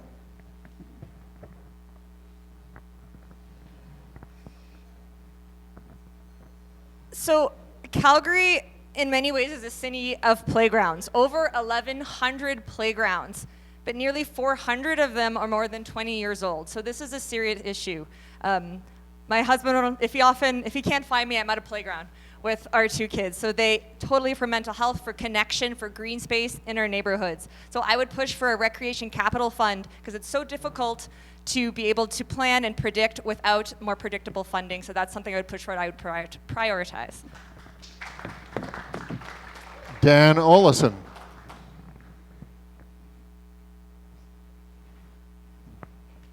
Playgrounds aren't just for kids, they're for adults too. We have to invest in the community spaces so that we can get out of our homes and connect with our neighbors. Playgrounds are an integral part of any community, as with the community association and the buildings themselves. We have to make sure that when we're talking about the fiscal responsibility of a city, we're also talking about how we're creating the spaces for communities to engage. Ali Oonwala. Yeah, Ward 1 is so lucky to have some of the best natural spaces in Calgary, including parks and playgrounds. So I think it's vital to protect and invest in parks, like the Dale Hodges Park, which is so vital to Varsity. I don't think these are luxuries. I think these are essentials for families, for mental health, and for city identity. Crucial. Thank you. Kim Tyers. Yes, recreation certainly is vital to our lives and all of our families. We spend a lot of time outside and at the parks, and it's really appreciated for the mental health capacity as well as getting some exercise and fresh air. And so it would be really important to talk to the local communities, make sure that we're prioritizing funding for those green spaces and playgrounds, and cut the red tape to make sure that those projects move forward. Thank you. And our final response on this question from Matthew Fritz. Yes, we are an active city. When I am out door knocking, it's appalling how many hockey nets I've seen just in the streets and in the driveways. And oh man, lots of hockey players. In Crestmont right now, we are trying to decide what to do with a portion of the reserve fund. If we want to open up a multi-sport court, if we do that, the question was, should we apply for grant funding where they'll match dollar for dollar what we put into it so we can open up some more sports places? I think it's important. There's a lot of ways to fund it, and I'd be happy to explore those with you. Our next question is still on the topic of parks and playgrounds, and it is, will you support and encourage a private-public partnership that would allow private citizens or community organizations to collaborate with the city in upgrading playgrounds? We'll start with Joey Nowak for 30 seconds, please. I wouldn't just support it, I think it's necessary. I think we have to explore these different types of revenue models in order for us to pursue these kind of to pursue upgrading playgrounds across Ward 1 and across the city. So for sure, and there are examples like the Surge, there are already some really good examples of this being done in other parts of the city that we could explore and learn from. I also want to look at underused spaces we have in Varsity. Underused rinks and courts, turn them into all-season spaces. It's not always net new. Let's look at how we can use better what we already have. Dan Olesen. So 15 years I worked in a charity space, and we absolutely were able to accomplish a lot more by being industry driven and not relying solely on the government to fund our initiatives. So my answer is yes, but again, I have to stress, I'm here to listen to people, and I can understand the complications that can come with this and the conflict of interest. So it has to be done with thought and conversation. Ali Oonwala. Yeah, I think it's something to look at and definitely consider. We need to protect and renew Ward 1's parks so families have accessible spaces to gather year-round. They are aging, and we should look at all funding models. Maintenance on them needs to be done. Accessibility in some parts. Safety is key. When you have children playing, obviously safety is number one in everyone's minds. So I think for sure looking at outside funding to help with some of this, why not? Kim Tyers. In short, yes, I do support collaboration with individuals, businesses, community organizations, anybody that can help us get off the road. Thanks. And Matthew Fritz. This is a few years ago, but I helped fundraise for a playground that they needed to upgrade at St. Patrick's School in the Northeast. It was very successful. You'd be surprised how many people were willing to donate when they knew it was going to a cause like a playground. I'd be happy to donate personally, but I do think that these spaces need to be kept public. They don't belong to private ownership. And our final response on this question from Cathy Jacobs. I love the idea of private-public partnerships. That brings it home and makes it personal to everybody. But it is owned by the children and by the people and by the people are the children of our future. So it's a very important thing, and yes, I definitely would support this collaboration between all people. Thank you. Our next question is also on the topic of parks and playgrounds, and there is a preamble. The Beaumont Natural Park Committee was established in the 1980s as there were development proposals for townhouses in the area. It took over 30 years of determined citizen involvement to preserve this area as a park for future generations. The Clippert gravel pit was transformed into Dale Hodges Park in recognition of his dedication to this cause. Many of the same citizens also lobbied hard to preserve Nose Hill Park, which was also slated for development. The sale of part of Richmond Green Regional Park and the loss of 3 ball diamonds for apartment development was of great concern to nearby communities and all parks enthusiasts in Calgary. The question is, if elected, What will your priorities be with respect to preserving, protecting, and maintaining Calgary's parks? We will start with Dan Olesen for 30 seconds, please. Our green spaces are part of what makes Ward 1 awesome. I enjoy my park every day with my dog.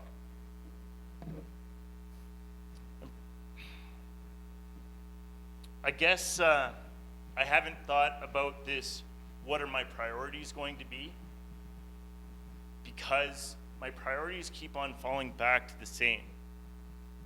My personal preferences are going to be to listen to my constituents all day, every day. Ali Oonwala. This is topmost for me for sure. Coming from a healthcare background, I know the importance of preserving, protecting, and maintaining Calgary parks. Ward 1's parks and playgrounds are the heart of our communities. From Dale Hodges and Boness Park to our local school fields and pathways, they make Calgary livable, safe, and family-friendly.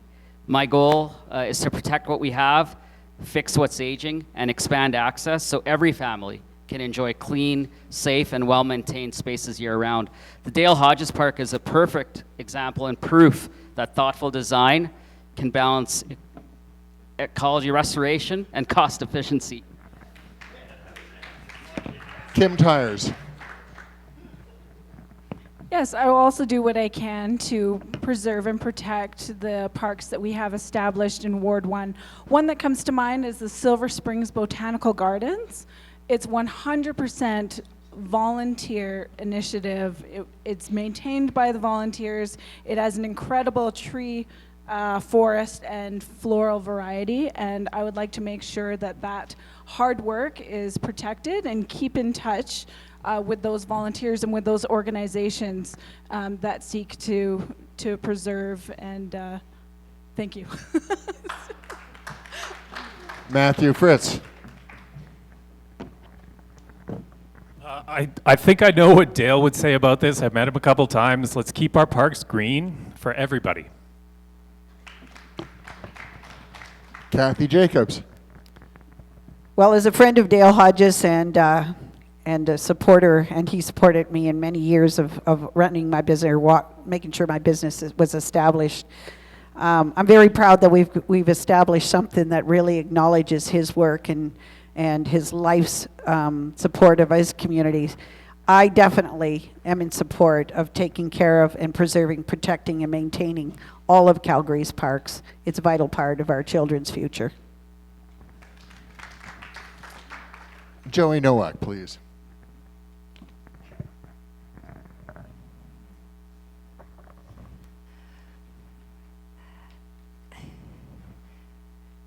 Green spaces, as mentioned, are just critical to our neighborhoods, to our city, and to our identity. And so protecting them as best as we can, engaging the community about the importance of those spaces is priority number one. I also want to make room for exploring ways to get to yes. So if there is an option on the table, then what are we doing about other nearby spaces that are green spaces? How can we upgrade those? Making room for all options on the table and then coming to a decision together.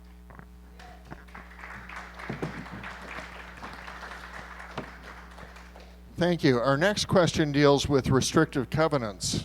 There's a preamble.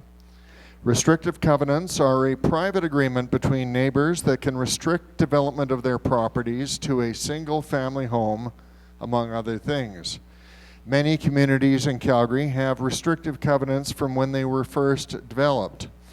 Following blanket rezoning, numerous communities are implementing restrictive covenants to preserve the single-family areas in their neighborhoods. The question is, as an elected official, will you respect the private property rights of homeowners who have restrictive covenants on their properties? Please explain. We'll start with Ali Oonwala for 30 seconds, please. Yes, for sure. I would respect the private property rights and the restrictive covenants. Varsity is a great example in leading with getting their residents on board with restrictive covenants. I don't think the council has left us any choice but to fight on this for ourselves with our own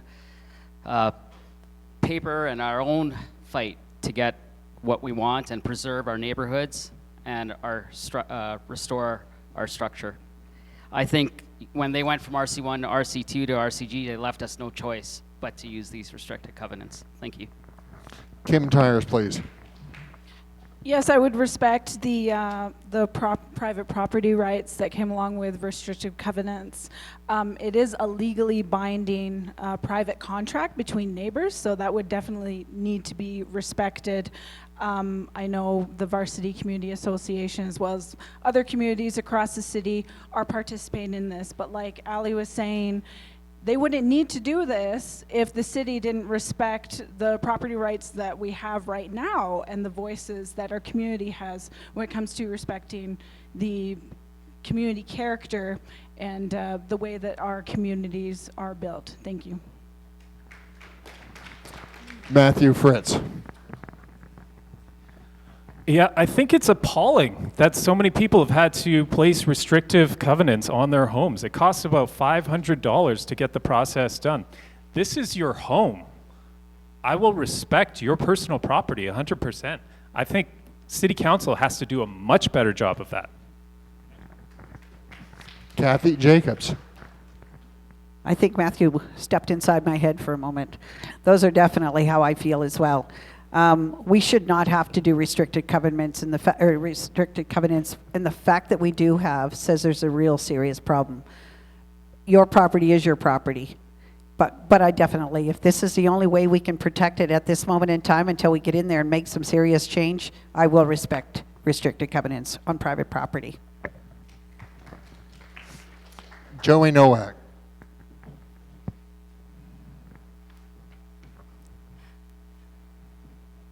So I think done right, rezoning is about choice. It's providing choice to folks about their property. Right now, again, the process was rushed. It's going too far too fast. But if done right, going back to 6 months of engagement, I think it comes down to giving people choices and options. Restricted covenants are a legally binding agreement, so I would respect that choice as well. Dan Olesen. Yeah, restrictive covenants became a choice, a necessary choice, because our neighbors weren't given any other choice. They were ignored. And the information sessions were just that. This was happening to us, not happening with us. So our neighbors had to invest their own money and make quick decisions to protect their homes and try and protect their neighborhoods. So yeah, we have to respect that. Thank you, candidates. That concludes the questions from the Varsity Community Association, and we now move to questions that have been submitted by members from the floor. You'll have 30 seconds to answer each of these questions, and we'll start with Kim Tyers, and the question is, what do you plan to do about blanket rezoning? Oh, I think I definitely mentioned it before, but I'll repeat myself for those who weren't here. I'm running with a group called Communities First, and there's 10 of us candidates. If we get elected, we will repeal blanket zoning at the first meeting if we can. Thank you. Matthew Fritz. I would definitely support any motion to repeal blanket rezoning. I think, honestly, we don't even need to go that far back. We just would have to place a motion forward to restrict the number of units that can be placed on each house lot. But I am open to collaborating with all of our councillors so that we can get the voice of Calgarians back into city chambers. Cathy Jacobs. I definitely see a repeal must be done on day one. Thoughtful rezoning has to be revisited. There's lots of things that we can do that are better, and we must engage our communities to do this right. Joey Nowak. So I'm focused on solutions and not slogans. So I want to do the hard work of leaning into these tough conversations. I will prioritize larger projects along transit-oriented development, along Main Street and job centers where it makes sense. Gentle density in our established neighborhoods. Let's bring down the number of units. Let's not put them in the middle of a block.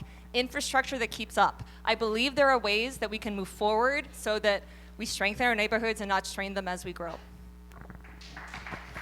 Dan Olesen. So yeah, to repeat, we have to rescind land rezoning in order to rebuild the trust between constituents and City Hall.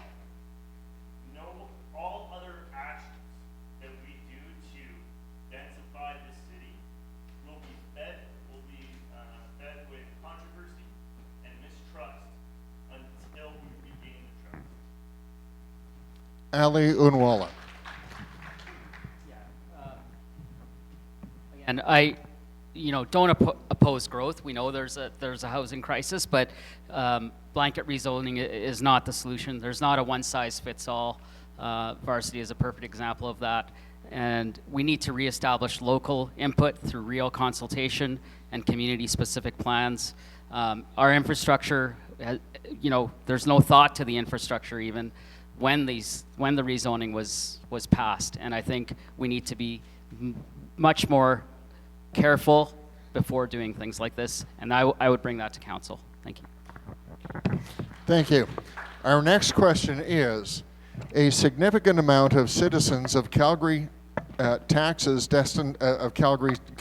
taxes destined for infrastructure and municipal services have been invested in the Opportunity Calgary Investment Fund, which is a high-risk capital fund for new startup companies. Why are our tax dollars being invested in a high-risk venture capital fund? If elected, do you support this use of tax dollars? We'll start with Matthew Fritz. 30 seconds, please. A risky fund for tax dollars? No. I would not support that at all. I think that we need to have a stable city budget. That's it. Cathy Jacobs, please. Yes, I definitely would not. Any one of us would also be in the same if we're in a situation where we can barely afford to keep a roof over our head and our families fed. We would not do that. So I would not expect the people that we vote into our positions to have our voice to do the same. So no, I would not support this. Joey Nowak.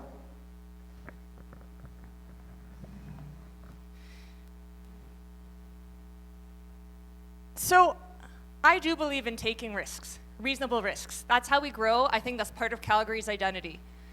I think the OSIF is an opportunity to create jobs. We have a high unemployment rate. It's an opportunity to retain youth here. We have very high unemployment rate.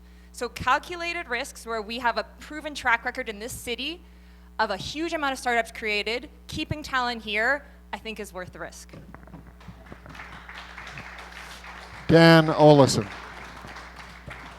Yeah, so having worked in career education development for over 15 years and seeing the economic scarring of youth unemployment and underemployment, and the benefits of OSIF in supporting small businesses in this volatile economic structure, firsthand, I've seen more benefits with the OSIF funding than I would from any negatives. So personally, I'm going to be supporting anything that supports the development and the growth of small businesses in Calgary. Ali Oonwala.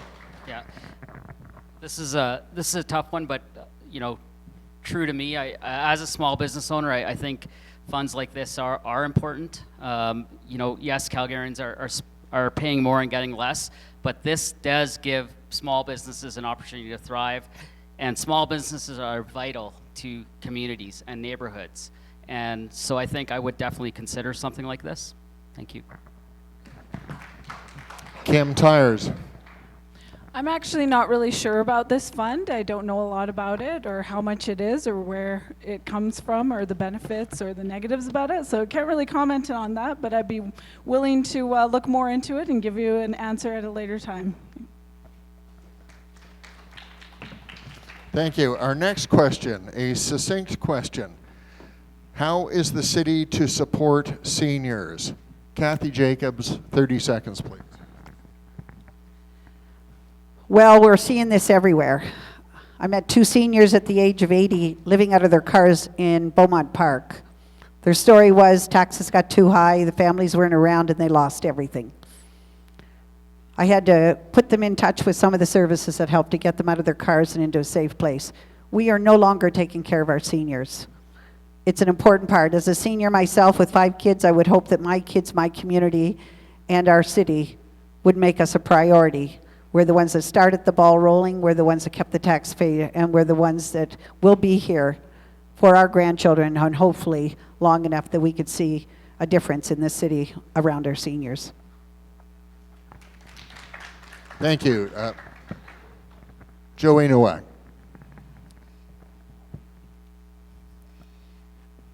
I agree that knocking on doors in Ward 1, I've met many seniors who are feeling squeezed. Rising taxes, utility rates, rents eating into their fixed incomes. So we need a plan that keeps property taxes as stable as they can be. That involves building housing as one of the main ways of doing it thoughtfully. It involves supporting our small businesses as well.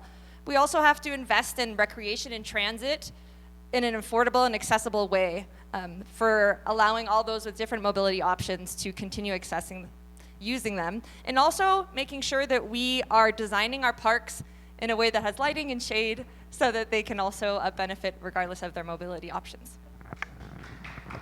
Dan Olesen. Through my door knocking, I had the privilege and the honor of engaging with some of the senior facilities, and growing up, a lot of the seniors on my street were my best friends, because I grew up in a time when there wasn't a lot of kids my age on my street. And so that's what gets me thinking about this whole aging in place. We think about bringing meals, we think about shoveling their walks. I want to see something different.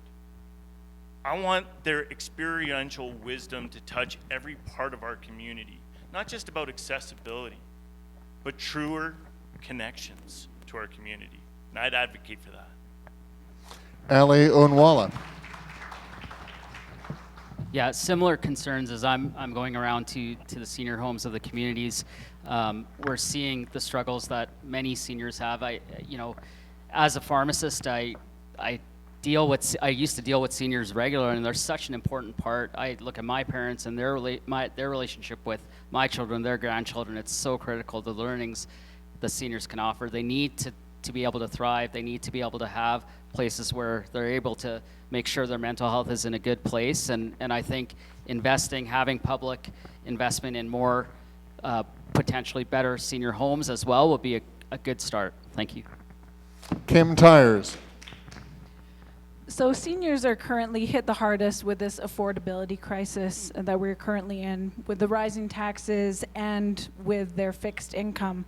We need to prioritize affordability by reducing taxes and the cost of living and investing in senior programming, like for instance at your local community center, where it's encouraging seniors to build community and work on, different life skills and their mental health.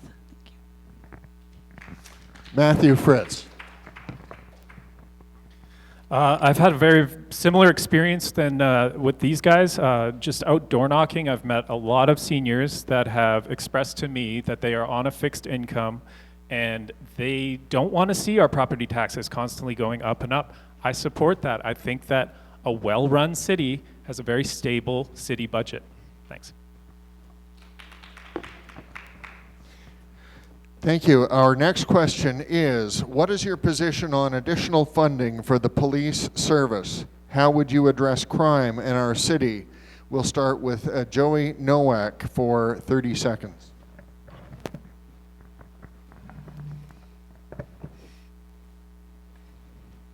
I think as our city grows, we do have to invest in our police force. I would really like to see a focus on community policing so that there are better connections and that they know their neighborhoods well. But we also know from recent reporting that there is a 20% absentee rate in our police force. They are being asked to do so much that we can barely retain our force. So hiring more before we provide them with the supports that they need so that we can be retaining those that we have is also part of the picture in addition to investing in our police force. Dan Olesen. So that brain drain, investing in our police is absolutely critical. Not just to have more police officers, but to give them a safety, knowing that their jobs are secure and knowing that their community appreciates them for the work that they do, and try to give them a little bit more respect to help with the mental health and the challenges that come with a very challenging job. Ali Oonwala. Yeah, I think for sure we need to invest in more in police presence and force. I used to have an inner city in Calgary pharmacy, and the mental health disorders, the addictions issues it was so sad to see and deal with. And I think an increased police presence around these parts would help. As we're growing, I've mentioned before, the city is growing exponentially. So comes increased crime and disorder, and we need a better police presence to help with some of this. Thanks. Kim Tyers. I have met with many Calgary police officers and firefighters, and I recognize their daily sacrifices that they make on our behalf.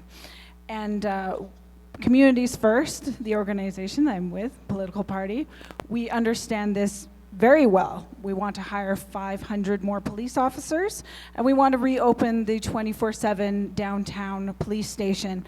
And I am the only candidate standing here that is endorsed by the Calgary Police Association. Thank you.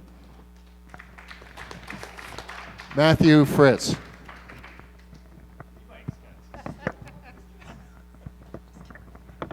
Yes, we need more police, of course.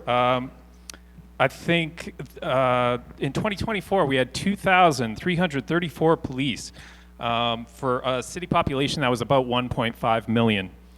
And the cop to pop ratio at the time was about 648 citizens for every police officer. So obviously we need more boots on the ground. We're lagging behind in that. I think the social disorder that we're seeing, I went on a ride along, I've experienced some of the things that these guys deal with day to day. It is remarkable. We need to rein in the social disorder as much as possible so that they can be more in the community for us. Cathy Jacobs. For too long, City Hall has turned a blind eye to the rise of property crime, vandalism, and open drug use in our parks and public spaces. Calgary families need to feel safe, and the police need to know that they've got our backs and we've got their backs. They need the support. Their mental health has obviously clearly been, we've seen this. We've seen the absences in all of this. We need the funding, they need the funding. We need to feel safe, and they need to feel safe. So yes, we need to support our Calgary Police Service. Thank you, candidates. That concludes the question and answer session for tonight. We'll now move to closing remarks. We will do so in reverse order from the opening remarks. And for 60 seconds, I will call on Kim Tyers, please. Thanks again to the Varsity Community Association and our moderator, Rick Billington, and my fellow candidates for participating tonight. But mostly, thank you to you, the Ward 1 residents who took time out of their busy schedules to listen to us tonight. As your city councilor, I want to lower your taxes and the cost of living. I want to make our communities safe, and I've been endorsed by the Calgary Police Association. I want to repeal blanket zoning day one and deliver strong services for all Calgarians and return common sense to City Council. For more information, go to kimtyers.com. Thank you for spending your time with me this evening, and I hope that I have earned your vote and your trust in this upcoming election. Calgarians are overtaxed and underserved. You need strong representation that puts communities first. I will be your champion for change. Real change, right now. Vote for Kim Tyers. Thank you. Thank you. Ali Oonwala. Thank you to the Varsity Community Association, Rick, for moderating, to the residents who came out tonight, and to my fellow candidates for sharing this conversation about our city's future. When I decided to run, it wasn't about politics, which is why I'm running an independent. I don't think the political affiliations have a place in municipal politics. So for me, it was about people. I built a life, a family, and a business right here in Calgary. And I've seen how much harder it's become for families and small businesses to keep up. Taxes keep rising, safety feels uncertain, and many residents feel shut out of decisions that shape their neighborhoods. We've talked most of the night about that. My promise is simple. As your council, I'll bring common sense, balance, and accountability back to City Hall. I'll fight for affordability, I'll make safety a top priority, I'll ensure growth is thoughtful, and above all, I'll restore trust by listening first, being transparent about how I vote, and making Ward 1 residents true partners in every major decision. Thanks. Dan Olesen. Ward 1 deserves a councillor that's going to listen. What they didn't tell you is what it's going to cost you. A city councillor makes $125,000 a year, and a discretionary fund of about $368,000. Rounded up, that's $500,000 a year, $2 million in a term. They don't have time to be an entrepreneur on the side. Their voice, their eyes, their ears have to belong to you. And if we give $2 million to each councillor that's part of a party, what is the likelihood that they're going to combine their resources to start leaking the system and start producing party updates as chamber updates? Ladies and gentlemen, that's a lot of money. And I've thought about this, and sure enough, nobody else is telling you. We're talking about how you want to spend $2 million to be accountable to you. I have the experience. Oh, it's a stop. Thank you, Dan. Joey Nowak.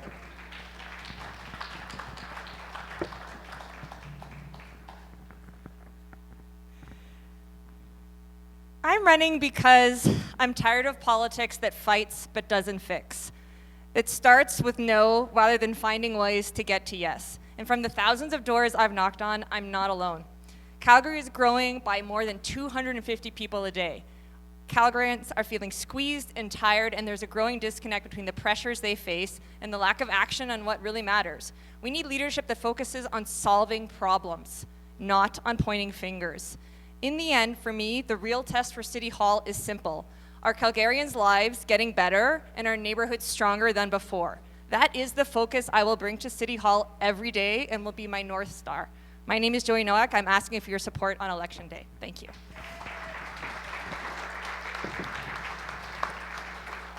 Thank you. Cathy Jacobs.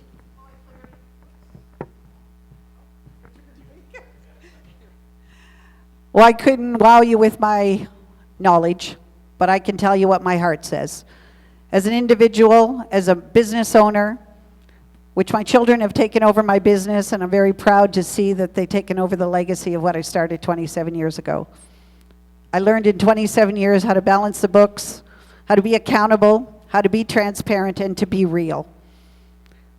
So I didn't have all the information that could wow you in the information that you're asking of me tonight, but I can tell you I've got the heart and the will and the energy that can bring a new face, a new voice, yours, back to City Hall. Because that's really my main reason for running for city councillor, is to bridge the gap between you and the councillors. They work for us.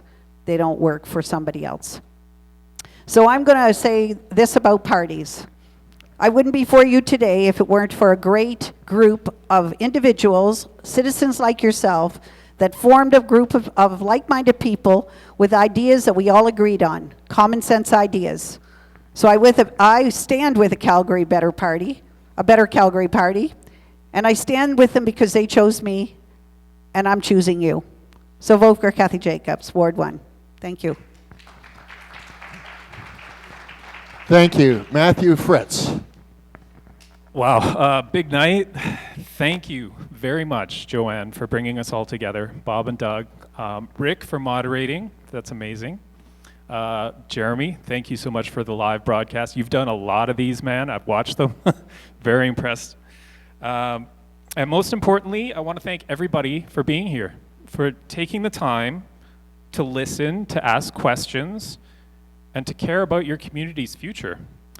I'm running because I believe our community deserves leadership that listens, acts with integrity, and builds solutions that reflect our shared values.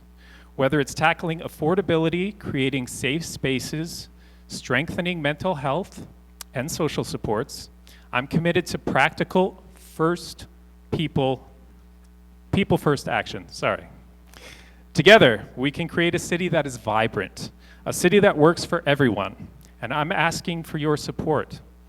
I want your ideas, and I want your vote on October 20th. Thank you. Thank you very much, candidates. That concludes the formal part of the questions, the answers, and the presentations. I would like to thank the candidates very much for working so hard to follow the rules. Nobody violated the time in any significant fashion, so you all get a gold star. There will be an opportunity for you to meet and greet candidates after we hear concluding remarks from President Bob Benson. Well, thank you very much, Rick, and a big thank you to everyone here tonight. I've got 4 thank yous. The candidates for participating and being on the hot seat. You all did a great job. Thank you very much.